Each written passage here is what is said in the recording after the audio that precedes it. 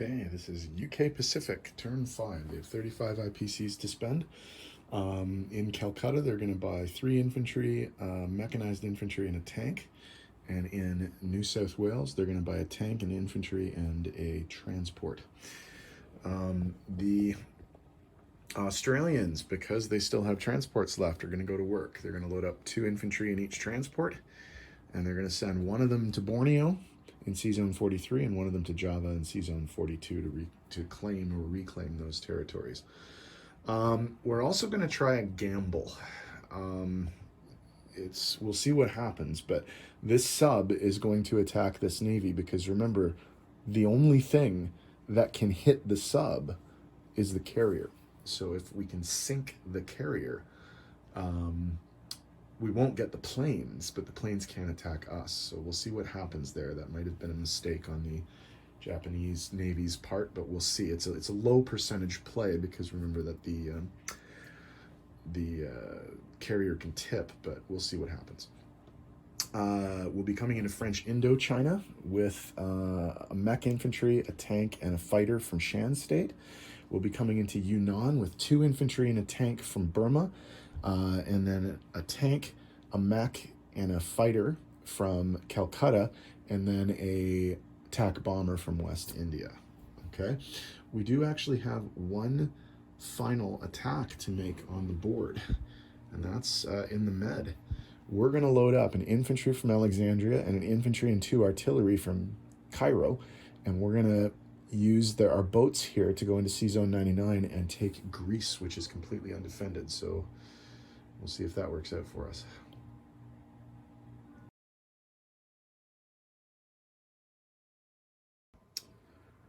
Okay, here's the play for C-Zone 36. The UK Pacific submarine, the HMS Tool, will be going up against the aircraft carrier Shokaku that has a fighter and attack bomber on it, but the fighter and attack bomber cannot defend because there is no destroyer in the area. At risk also are the transport ships Nissan Maru, Kiyosumi Maru,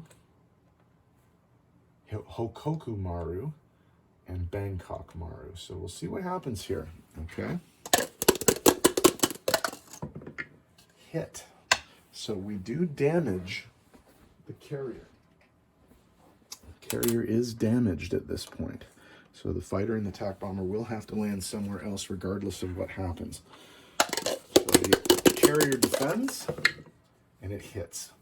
So all we've done is damage the carrier, which will be fixed next turn, which is unfortunate. So that's too bad. It didn't quite work, but, we gave it a shot. So interesting idea. Okay, for the attack on French Indochina, the Far East Command is coming in with a mechanized infantry at 1 and a tank and a fighter at 3. 2 hits. Japan defends with a single infantry and does take out the mech. So UK will take the territory, but with 1 casualty. In the attack on Yunnan, the British are coming in with 2 infantry, a mech, a fighter, 2 tanks, and an attack bomber. 2 hits. So 1 infantry and 1 artillery killed. The Japanese defend with 2 artillery and 1 infantry and get no hits.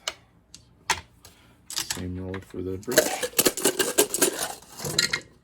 4 hits. More than enough. Japan defends and hits 1 British infantry unit. So the British take the territory with only 1 casualty.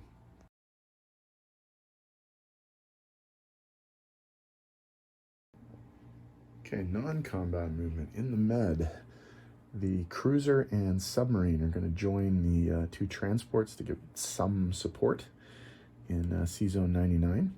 And the fighter from Cairo is going to land on the European British carrier right here.